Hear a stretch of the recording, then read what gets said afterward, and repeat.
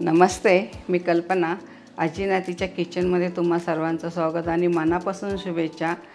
आज आपण पीठ पेरून पालकाची भाजी बनवतो आहे. ज्यांना पालकाची भाजी न आवडणारे ही भाजी मनापासून खातील.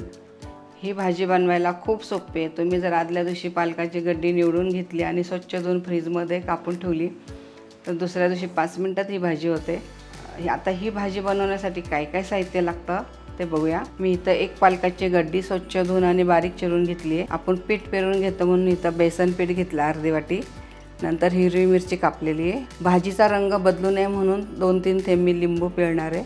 लसूण आहे, मीठ आहे, हळद आणि जिरे. तर आपण आता भाजी करायला सुरुवात करू. आता हे तेल तापले, आपण टाकणार ह्याच्यात थोडंसं जिरं. आता इथं आपलं जिरं छान फुललं आहे. आता ह्याच्यात भरपूर बारीक चिरलेला लसूण टाकू.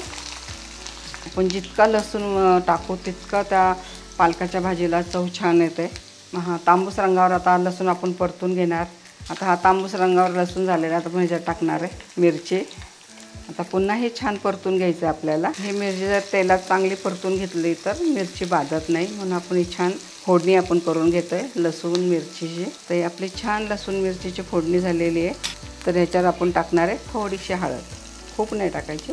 तर ही हळद आपण मिक्स करून घेऊ. आता ह्याच्यात टाकणार आहे आपण पालक. पूर्ण एक गड्डी घेतलेली आहे आणि बारीक चिरली आहे मी. आता हा दिसायला खूप दिसतोय पालक, पण ते एकदा शिजला ना की ती भाजी कमी होते. जशी ते शिजल तसं ते कमी कमी होत जाते भाजी. आता हे आपल्याला कढई भरून दिसते, पण ही कमी होईल आता भाजी. ही भाजी शिजली की त्याची अर्धीच कढई भाजी होते. बघ, आपली कढई गच्च भरली होती, आपण परतून घेतले तर आता ही अर्धी कढई भाजी झाली आहे. आणि पालेभाज्यावर कधीही झाकण ठेवायचं नाही आहे, असंच वाफ आणायची आहे त्याला. तर छान सगळ्या मसाल्यात लसूण आणि मिरचीमध्ये ही भाजी छान परतून घ्यायची, म्हणजे छान लागते. बघा, आता मागाशी कढई भरली होती, आता एकदम अर्धी कढई झाली. अजून थोडा 5 मिनटं ह्याला शिजून घेणार आहे. आणि मग आपण ह्याच्यावर डाळीचं पीठ टाकून पुन्हा वापरणार आहे ह्याला. आणि शेवटी मीठ टाकणार आहे. आता हे आपलं छान परतून झालं आहे. भाजीचा रंग तसंच राहण्यासाठी मी थोडंसं लिंबू टाकणार ह्याच्यात, लिंबाचा रस. की ह्या लिंबाच्या रसाने भाजीचा कलर छान राहतो, रंग बदलत नाही आणि चव पण छान लागते. आता ह्याच्यात आपण लिंबू पिळले, पुन्हा हे परतून घेऊ. बघा किती कमी झाली आहे भाजी, अर्ध्या कढईलाही कमी झाली आहे. आता ही भाजी आपली छान शिजून झालेली आहे. भाजीचा रंग बघा, आपण लिंबू पिळल्यामुळं रंग बदलला नाही, हा तसाच आहे हिरवा. ही भाजी बघा किती सुंदर दिसते. लसूण, हिरवी मिरची. तुम्ही जर डाळीचं पीठ नाही पेरले किंवा थोडं शेंगदाण्याचा कूट टाकला किंवा एखादा बटाटा टाकला तरी ही भाजी खूप छान लागते. तर मी आता डाळीचं पीठ पेरणार आहे. तर आपण याच्यात डाळीचं पीठ टाकू. आणि हे डाळीचं पीठ मी कच्चं घेतलेलं आहे, भाजलेलं नाही आहे, असंच घेतलं आहे. पूर्ण पालकावर मी पीठ पेरून घेतलेलं आहे. थोडंसं लाल तिखट टाकणार आहे. नाही टाकलं तरी चालतं, पण जरा ह्या लाल तिखटामुळे अजून चव चांगली येते. आता शेवटी टाकूया आपण मीठ. तर मीठ टाकून झालेलं आहे. आपण हे काय हलवणार नाही आहे, हे छान पीठ वाफळून घेणार आहे एक 5 मिनटं.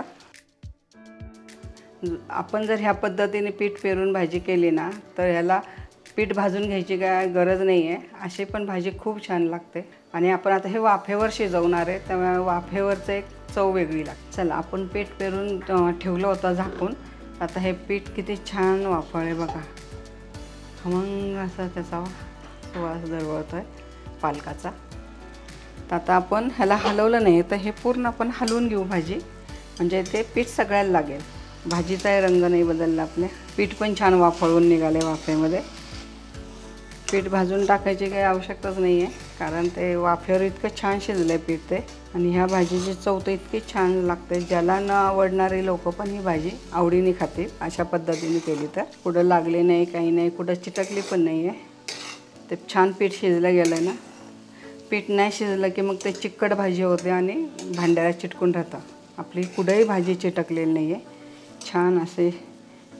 आता ही आपली इथं भाजी तयार झालेली आहे. ही कशी खायची आहे, ही फुलक्यांबरोबर, चपाती किंवा भाकरीबरोबर पण छान लागते. तुम्ही जर नुसतं वरण भात केला असेल तर हे तोंडी राहायला खूप छान भाजी लागते. तुम्हाला जर ही भाजी आवडली असेल तर लाईक करा, कमेंट करा, सबस्क्राईब करा. पुन्हा भेटूया अशाच नवीन नवीन पदार्थाबरोबर. तोपर्यंत संत तुकाराम महाराज म्हणतात, मन करा रे प्रसन्न सर्व सिद्धीचे कारण.